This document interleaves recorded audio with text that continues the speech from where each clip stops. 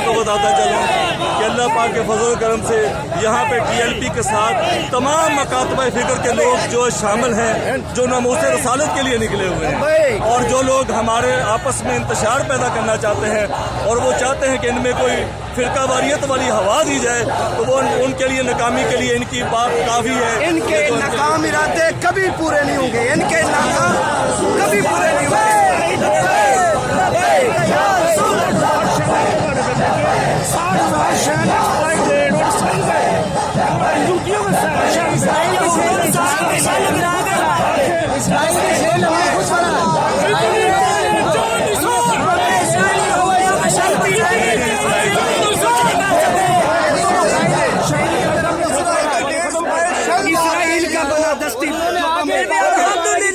अल्हम्दुलिल्लाह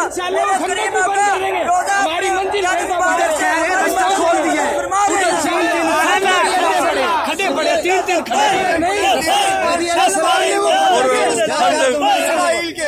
सलाम ने वो खंदक काफिरों के लिए खुलाई, इन्होंने मुसलमानों के लिए खुलाई। किन के लिए ये आज के मुस्तफा सीधा टल्ली हमारे लिए ये डब्बू